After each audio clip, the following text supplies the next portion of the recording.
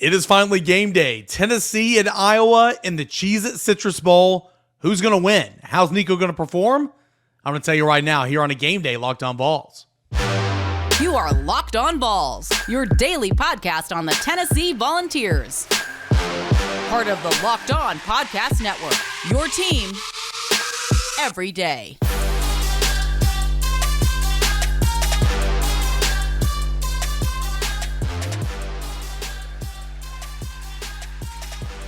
Hey, good Monday morning, everybody. Welcome to Locked On Vols. Happy New Year. Appreciate you for being here and starting your new year off, 2024, with us here on Locked On Vols. It's going to be a really, really good one, so I appreciate you for being here. It is game day for Tennessee.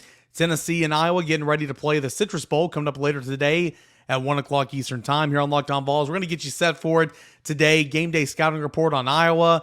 Some of these young Tennessee players to watch who are going to play a big role in this football game. And then what Josh Heupel and Kirk Ferentz had to say in Sunday's press conference. Some bigger picture issues being discussed in this head coaching press conference. We're going to hear from them in segment number 3. So anyway, wanted to get you set for that. And thanks so much for making Locked On Vols your first listen each and every day, for subscribing to Locked On Vols on the YouTube channel. Down here in Orlando for one more day, still trying to get the voice all the way back to 100%. You guys know how the winter can be, so I appreciate you guys for being patient in that regard. But without further ado, let's get into it. We talked about it earlier in December whenever we found out Tennessee's draw, that Tennessee was going to take on Iowa. But who is Iowa? Who are the Hawkeyes?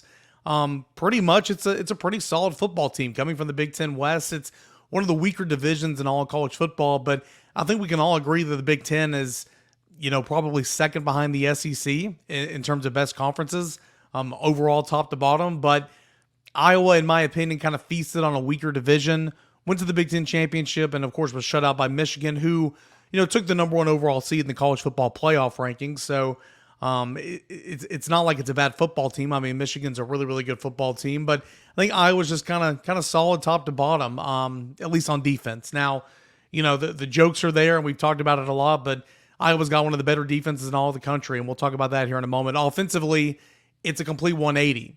As good as Iowa's defense is, Iowa's offense is just abysmal. And that might seem harsh, but it is what it is. I mean, you've got an offense that ranks 127th out of 132 FBS programs in scoring, scoring 16.6 points per game. You have an Iowa offense that ranks dead last in total yards from scrimmage per game at 238.8. That is last among any FBS program. You have a passing offense that averages 123.2 yards per game. That's 127th. And the starting quarterback for this football game, Deacon Hill, he averages this 91 yards through the air a contest. You have a rushing offense that's not much better, ranking 107th in the country at 115 yards, 0.7 per game. Again, it's an offense that has turned the football over 19 times. It's allowed 28 sacks. It averages 59 plays per game, so it's very, very slow. A lot of 13, 23 personnel, multiple tight end sets. It's 90s football offensively. It's very blue collar, but it's an offense that's not been very efficient. So for Tennessee defensively, you expect them to feast. Where Tennessee's been decimated by the transfer portal and opt-outs and injuries on the defensive side of the football, where you're having to play young guys. We're going to talk about in segment number 2. You're playing Ricky Gibson at cornerback, maybe John Slaughter a little bit at safety, maybe Jordan Matthews, Christian Conner, Christian Harrison. You're playing a lot of young guys in that secondary. They're on scholarship too. I continue to say that, so it's not like you can overlook your opponent. But if you could have dreamed up a better matchup for young players to step into in their first start on this stage, I'd like to see it. I mean, this offense, especially the aerial attack, is just not good. So Tennessee's got to be ready, don't get me wrong, but this offense is not very potent. Defensively, it's a completely different story. And again, we've had this conversation, and I put a piece out behind enemy lines over at volquest.com over the weekend when I spoke with the publisher of the Hawkeye Report, the On3 website for covering the Iowa Hawkeyes. And I asked the question, the defense is so good, it's really superb on paper, but does it have anything to do with playing weaker offenses in the Big Ten West? And he said, well, I mean, it's a good defense top to bottom. It's really coordinated great by Phil Parker. But yeah, I'd be lying if I didn't have to say that had a little bit to do with it. So again, my retort to kind of that is, again, I don't care who you are. You average giving up only 13 points per game. You average giving up only 274 yards of offense per game. That's pretty good. Again, that ranks 4th in the country and 5th in the country overall. Passing defense, 172 yards. That's 9th in the country. Rushing offense, it allows only 102 yards on the ground. That's 13th in the country. It's forced 15 turnovers. It's sacked opposing quarterbacks 27 times. It's tallied 69 tackles. Nice behind the line of scrimmage.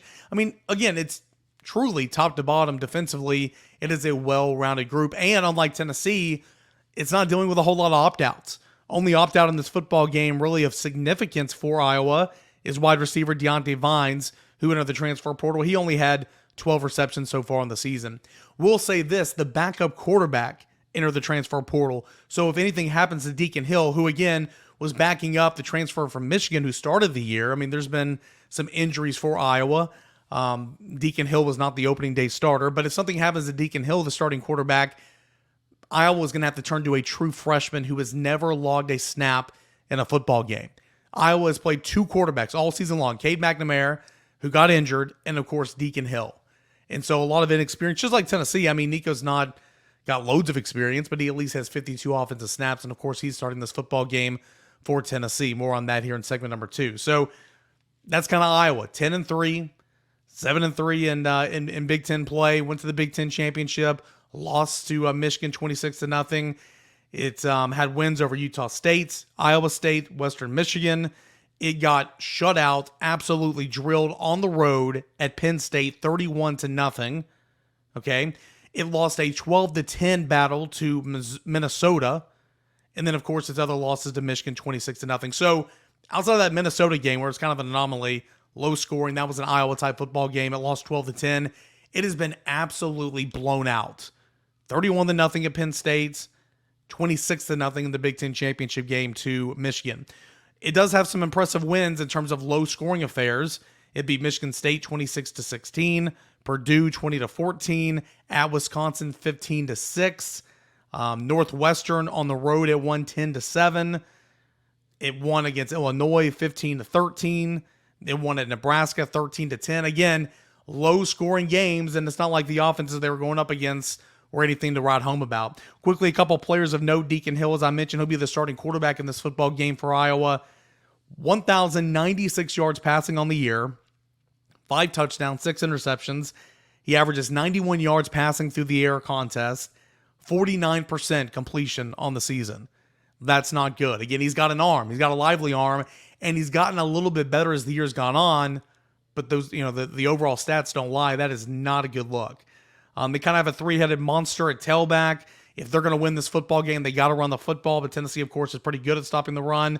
LaShawn Williams is kind of their lead back there. He's got over 800 yards, only 1 touchdown on the year on the ground. Tight ends, they love to play multiple tight ends. Their top 2 tight ends are out. Both those guys are NFL guys. They're injured. They're out. So you've got Addison Ostrenga, who's going to be in there. Steven Stilanomas, who's going to be in there. But, of course, their top 2 tight end options out. And that's kind of hurt Iowa offensively so far this football season. So defense, sorry, my voice cracked right there if you can hear me. Defense, you're expected to feast, right? You need to go feast. You need to go clean up, take advantage of that. Offensively, not many opt-outs for the defense for Iowa. They play a multiple 4-2-5 front. Joe Evans is the guy to look out for. Off the edge up front on the end, 5.5 sacks, 9.5 TFLs. The captain, the leader of this defense, the best player, Jay Higgins, the linebacker, a consensus second-team All-American, 155 tackles on the season, an interception, forced fumble, 2 fumble recoveries, 4 TFLs, has a sack. He is a really, really good player from the second layer.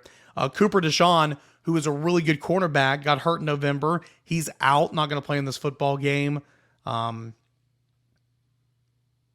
You got a couple other, guys who stand out defensively. Quinn Schultz, the free safety, is a guy that does some things. Sebastian Castro plays that star position. He has 3 interceptions. So, again, not like anyone that stands out outside of really Joe Evans and Jay Higgins, the linebacker and the defensive end, but overall just a really sound football team. So that's who Iowa is.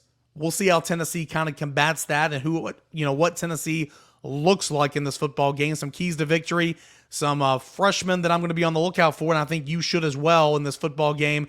That is coming up next as we continue on with this game day edition of Locked On Vols, Tennessee and Iowa in the Citrus Bowl. More on the show coming up next. Do want to tell you about our friends over at FanDuel. The NFL regular season, it's starting to wrap up right now, but there's still time to get in on all the action over at FanDuel. FanDuel, it's America's #1 sports book. Right now, new customers can get $150 in bonus bets guaranteed when you place a $5 bet. That's it. Okay, I'm going to read that again. $150 in bonus bets guaranteed. All you need to do is place a $5 bet. That's $150 in bonus bets, win or lose. The app is so easy to use, and there's so many different ways to bet. You can do live same-game parlays. You can find bets in the new Explore tab. You can make a parlay in the Parlay Hub. The best way to find popular parlays is that Parlay Hub. The totals, spreads, individual player props, team player props, all that and more you can find on the FanDuel Sportsbook. So visit FanDuel.com/lockedon to make your first bet a layup. FanDuel, it's the official partner of the NFL. Big thanks to FanDuel, as always, for being a proud sponsor of the show. Again, players to watch, keys to victory for Tennessee over Iowa. That is coming up next right here on Locked On Vols. All right, guys, welcome back into your Monday edition of Locked On Vols. Happy New Year. Hope everybody enjoyed safely, responsibly their New Year last night, their New Year's Eve last night, and getting ready for game day here on a Monday. Tennessee and Iowa, the Camping World Stadium. That's coming up from Orlando, Florida. 1 o'clock Eastern Time. The telecast will be on ABC. And, of course, tons of coverage over at VolQuest.com before the game, during the game, and after the game. So I wanted to make a list of some players that I'm going to be looking forward to seeing play today. Again, bowl games, bowl season, it's all about the young guys. You've got players who are opting out for the NFL draft. You have players who are entering the transfer portal. These players are not playing in bowl games for the most part. And Tennessee, was hit with that bug very, very extensively. What Tennessee does best offensively is run the football. Tennessee's top 2 running backs, Jalen Wright, Jabari Small, have opted out of this football game. So it's going to be Dylan Sampson and Cam Seldon. Tennessee, of course, starting quarterback Joe Milton opts out of this football game. So true freshman, 5-star, former #1 overall recruit in the 2023 cycle, Nico Iamaleava, getting the start at quarterback. That's huge. The defensive backfield. Wesley Walker was already injured. He wasn't going to play, but he enters the transfer portal. Okay? Starting quarterback Danico Slaughter enters the transfer portal. Not going to play. Starting star, nickelback, Tamir McDonald enters the transfer portal. Not going to play. Your starting cornerback that was playing at a really high level midway through the season, Kamal Haddon, of course, he's injured. Not going to play. So what's that secondary going to look like for Tennessee? And we'll kind of start this conversation here. Players I want to see ball out. Players I'm going to be looking for and expecting big things from in this Citrus Bowl, especially against an offense in Iowa that is not very explosive. Gabe Giulali is going to be on one side, starting at cornerback. On the other is going to be Ricky Gibson. Ricky Gibson, again, has been, of those 3 freshman cornerbacks, he's the one that's actually seen the most playing time. Should have seen a lot more playing time, in my opinion. But he got on the field at big snaps against Florida. He got on the field at points and times throughout the year. He's gotten his toes wet. He's getting his first start. He was often overlooked by Jordan Matthews in this class as, being just that other cornerbacker, that other cornerback along with Christian Conyer when Jordan Matthews was the headliner. But Ricky Gibson, his first start's coming up today. What does he look like? I'm excited to see what Ricky Gibson can look like. And then on that note, because Haddon is injured, because Slaughter has transferred out, Brandon Turnage has transferred out, Warren Burrell has transferred out, Deshaun Rucker has transferred out, your depth at the cornerback position is gone. So if somebody gets hurt, if somebody's helmet comes off, if you want to influx a bit of a rotation, the next man up is going to be freshman Jordan Matthews and freshman Christian Conyer. Haven't seen those guys play hardly at all outside of special teams. What can they do at the cornerback position? Tennessee had to have Christian Conyer in the recruiting cycle from Bowling Green, Kentucky. Tennessee won for Jordan Matthews over Texas. Huge recruiting battle and was able to hold on when LSU decided to start actually recruiting the Baton Rouge native during his senior campaign. Tennessee held on and won that one. What do these guys look like? I'm excited to see what they can do against an offense that is battered, bruised, slow, plays more tight ends than it plays wide receivers, and a quarterback that is completing 49% on the season. Call me crazy. I think Tennessee's defense can have a day. And mind the fact, too, it's almost a lose-lose for Tennessee's defense, right, and Tim Banks. If Tennessee's defense balls out, okay, it's expected. This offense is atrocious. If Tennessee's defense allows some plays, allows Deacon Hill to throw it around a little bit, it's like, what are you doing? This offense is atrocious. So the worst case, or the most you can hope for, is that Tennessee goes out there and handles business, right? And then we can debate the semantics all the offseason. So anyway, players I'm looking forward to seeing. Number one is Ricky Gibson. Well, in no order, because Nico's number one. Ricky Gibson, Jordan Matthews, Christian Conyer. I think Christian Harrison can get a little bit of run at cornerback. We'll see what that looks like. Of course, he's not a true freshman. He's actually a sophomore, or actually a redshirt freshman. We'll see what he looks like. I think because of the depth that, he can get a look, and, we'll be interested to see if he kind of moves to the safety position, over the offseason. But Christian Harrison's another one to look out for. At the safety position, again, Wesley Walker's not going to play. You'll have Jalen McCullough back there. You'll have Andre Turrentine. Of course, Andre Turrentine started the last couple of games of the season. And backing up those guys, I think, is going to be a freshman and John Slaughter. Now, walk-on Will Brooks is also going to be a backup at the star position and at the safety position. He played a lot down the stretch against Georgia, Missouri, and, of course, Vanderbilt. But I think John Slaughter is going to be one of those backups at the safety position, and he's a guy the coaching staff really likes, a guy the coaching staff had to have in this cycle. What does he look like? Because we've not seen him play hardly at all at the safety position. We've seen more freshman corners play than we've seen he play at safety, because Wesley Walker, Tate McCullough, they play every snap of every football game. So John Slaughter's going to be out there. Of course, Jordan Thomas is going to start at the star position. We've seen a lot of him. He's not a freshman. He's a sophomore. I really like what he can do. He's just been bit by the injury bug early in his Tennessee career. So those are the young guys on the defensive side of the football that I'm intrigued to see. Let's flip it over to offense. Of course, Nico's the one there, but the conversation here is going to start with Cam Seldon. No Jalen Wright, NFL bound. No Jabari Small. He's attempting to go to the NFL as well. So you have Dylan Sampson, and that's great. You like Dylan Sampson. You've seen a lot of Dylan Sampson. You know what Dylan Sampson can bring, but Dylan Sampson has averaged less than 7 carries a football game this year. He's still been super productive, right? He still had 8 touchdowns on the season, 4 in the opening game. He took over the fourth quarter against Kentucky. He had long touchdown runs and some of those lower, those against those lesser opponents. I mean, he's played a lot. But now he's going to be RB1. What's that look like? I still think Tennessee's going to play multiple backs, and that other back that's going to play and see not only his most playing time so far as a Vol, but he's going to be a huge part of the game plan is Cam Seldon.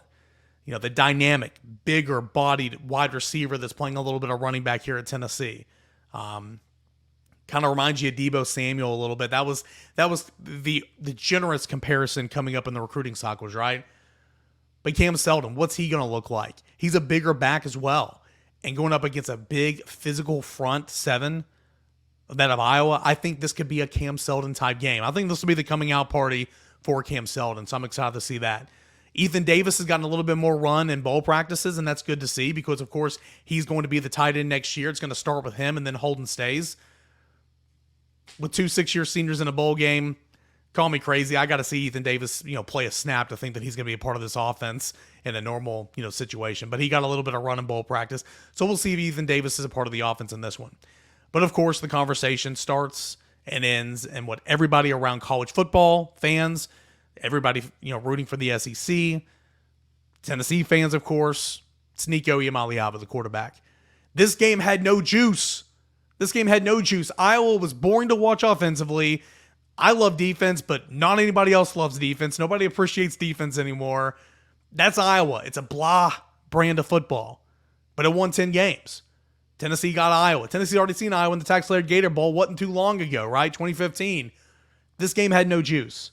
Tennessee was limping into this bowl game. Picked up a big win over Vanderbilt, obviously, because Vanderbilt sucks, but he got destroyed by Missouri and Georgia the 2 weeks prior. Tennessee was 8-4. Not horrible, but a little disappointing, right? This game had no juice. You came in with a starting quarterback that you appreciate, that did some good things this year, certainly had his struggles. Fans are very polarizing of this guy because he's not Hendon Hooker. It's Joe Milton. But then Joe Milton opts out. Nico gets his first start. This game now has some juice. And again, not just for Tennessee fans, but for college football fans. That cycle, it was Arch Manning, Malachi Nelson, Dante Moore, Nico Iamaleava.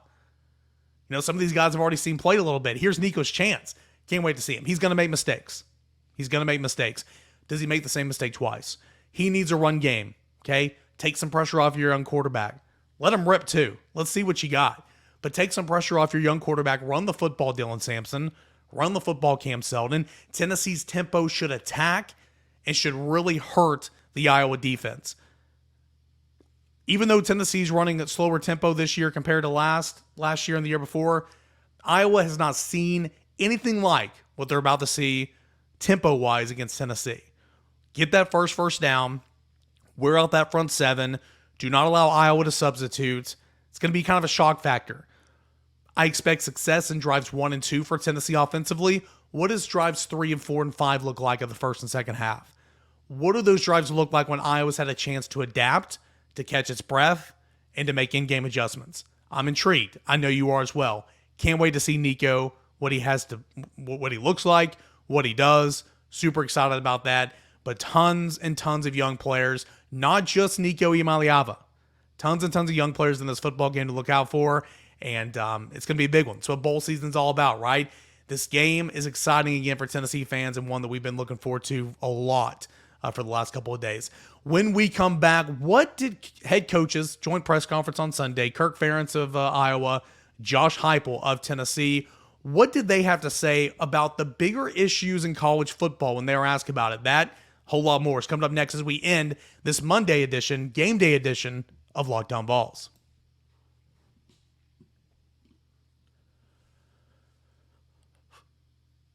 All right, guys, welcome back into your final segment here of your Monday game day edition of Locked On Vols. Tennessee and Iowa is coming up at 1 o'clock Eastern time. That game's going to be on ABC. Pre-game coverage, game thread coverage throughout the ball game, and of course, post-game coverage right here on Locked On Vols and over at volquest.com.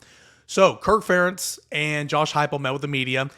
Every bowl game has a type of joint press conference the day before or, sometime during bowl week. We've already heard from captains. We've already heard from coordinators. We went and heard from a couple different players, including Nico Iamaleava after practice earlier this week down here in Orlando, Florida. Time to hear from the head coaches in this joint setting. They posed. They had some Cheez-Its. It was really awkward and all that. It just is what it is. But they got to the podiums, and it was much like a presidential debate more than anything. It was weird. And this happens everywhere, not just in Orlando. Excuse me. Not just in Orlando, not just for the Citrus Bowl, but, these type of press conferences during bowl week happen all across the country. And, we talked about the game ad nauseum throughout the week and throughout the month, really. And so there were a couple of questions asked about the game, but more so than anything, you're asking these coaches about bigger problems in college football, about issues that need to be rectified. And so a lot of that was asked to Josh Heupel. A lot of that was asked to Kirk Ferentz. I cut a couple of these up, and I wanted to bring them on the show. The first one I'll play here is about tampering. Tampering's a real issue. Transfer portal, teams or representatives or whatever reaching out to people maybe on your roster that haven't even entered the transfer portal yet. How do you combat tampering in this era of college football? Here's what Josh Heupel said about it, and then Kirk Ferentz follows. Yeah, certainly a part of it. Players have so many different people as they're going through their process early as young players. Before the recruiting process even starts out, from people that are training them to high school coaches to people that they have relationships with 7-on-7 and that type of thing. So it's certainly a part of the college landscape right now. Wish I had a silver bullet to change all of that. Don't think I do. So I'm thinking of a funny story. It's probably 15 years ago. We had a guy visit our campus for maybe all of 16 hours because, he had to move and all that kind of stuff. And I was told afterwards give his mentor, Omar, a phone call. So anyway, I gave him a call. And, we're talking about the situation a little bit. And I finally asked Omar, I said, if you don't mind me asking, what is your role? I'm a mentor. So the young man that we were talking about was about 6'7", 330 pounds. I didn't ask him, but I was really curious. You mentor anybody on the chess team or the debate team? So sometimes those things happen. It's really unfortunate, and there are predators in every business, every profession. But yeah, when people are really invested in young people, that's a good thing. And you see a little drift now. Some, players have to train with this guy instead of their high schools, and it's the world we're living in right now. And what we do isn't really that hard. Like training is not all that hard. It's just a matter of hard work, having a good plan, and right down the list. I mean, none of this stuff is really that complicated, but what is complicated is just all the peripheral noise and peripheral interference and all those kinds of things. So again, it circles back to, you got to get kids who can focus on things that are important and keep their attention there. And whether it's, playing in a game like this or, year round, there's always something it's an obstacle, and distractions aren't new to life. I mean, I did coach, like I said, started in the late 70s, but, the distractions that are available now have really changed, and social media has really driven that too. But so it's just, there are more things to try to be proactive about than there used to be, I guess. So you heard it there. Kirk Ferentz actually went into detail about a story that, he kind of called back from the past that kind of went with this. And it's like, are you gonna mentor someone on the chess team, someone on the swim team? And I mean, there's predators out there. I mean, there's people trying to take advantage of other people's successes, and that's in all walks of life. But it's really unfortunate, when that happens to young people who might not know any better. And so just kind of is what it is. Want to play one more. Got a couple here. Maybe I'll play some more on the shows that precede the Citrus Bowl later in the week. I'll be traveling back a little bit on Monday night. I'll finish the journey on Tuesday, and then I'll record Wednesday's show whenever I get home. Next one I'm going to play here is, if you're a coach, how do you manage the month of December?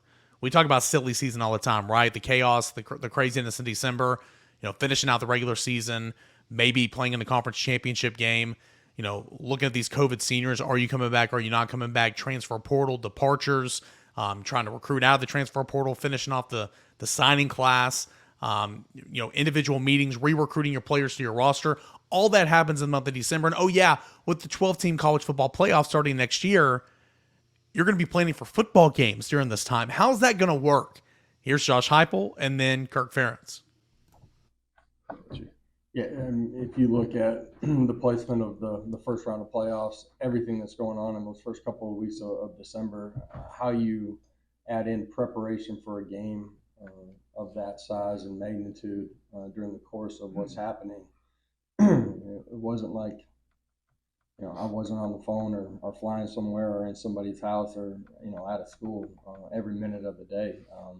There's not enough time to accomplish everything that you needed to at this point in the season or at this point in the calendar, let alone if you were preparing for a game like that. And that's where again, the calendar of how everything unfolds. The game has changed so quickly, so dramatically. I do think it's something that we got to look at. Those are just some of the unintended consequences that we really don't give thought to before we make decisions. And the irony, in my opinion, is it's like a lot of things that are going on right now. We always lead with what's best for the student athletes, but we don't always practice that with some of the decisions we make. And there's certain absolutes I kind of try to live with. And when you're involved in game prep, when you're involved in competition, like in my mind, our focus needs to be on our players, the guys that are on campus. That's what we promised them in recruiting. And then meanwhile, we're like Josh said, we're flying over here and seeing this guy and all that kind of stuff. And so it gets a little bit tricky that way. And in my mind, the competition part of what we do should be protected. Really should be protected for everybody involved. And, so there's a lot of gray area right now, and that's something we're going to have to work through, I think, sometimes. Again, that pressure, the playoff pressure, we got to do this, got to do that. I've always marveled at, North Dakota State's a great example because they go every year and play 18 games. Like, how do you guys do that? You take finals and just all those things that they have to work through. It's really a heck of a challenge. It puts a lot of pressure on the players, too, and that's not to mention the wear and tear of a season because it's a hard game. It's a hard game to play. Yeah, I mean, it's difficult, and that's something that we just don't know about right now. The Alabamas, the Georgias, the LSUs, some of these other, teams the last couple of years who have been preparing for an SEC title game, and then subsequently, preparing for the college football playoffs in recent memory. They've been preparing for the real deal during this month of December, and still having to do all this stuff. But now you open the door to where, this year Ole Miss would be in that conversation. This year Missouri would be in that conversation. Last year Tennessee would be in that conversation. So how do teams handle that? Again, $9 million is a lot of money. That's what Josh Heupel makes annually, but good grief. I would never want to be a college football coach. Never. And I don't know about you, but I would not want to handle all that crap. We'll talk more about this later in the week. Interesting stuff. Good comments from both Josh Heupel and Kirk Ferentz in the joint press conference, head coaching press conference Sunday from the Rosin Plaza Hotel in downtown Orlando. Tennessee and Iowa. Cheez-It Citrus Bowl. It is happening today. ABC 1 o'clock kickoff time, Eastern time. And we'll recap it all. Everything that and more on a Tuesday Locked On Vols. Appreciate you guys as always. We'll see what Nico can do. We'll see what these young guys can do. And can't wait to see what Tennessee looks like against Iowa. And I'm sure you don't either, or I'm sure you can't either. My prediction for Tennessee, you win this game slightly over the total over there at FanDuel Sportsbook, 35.5. Tennessee's favored by 5.5 points. That total of 35.5. Give me Tennessee winning a low-scoring affair, 24-13. Yeah, that's low scoring in football. And hey, 2024. I got to say that now. Happy New Year and happy game day. More on Locked On Vols. We'll recap all that it was, the Citrus Bowl, on a Tuesday. Locked On Vols. Stay safe, everybody.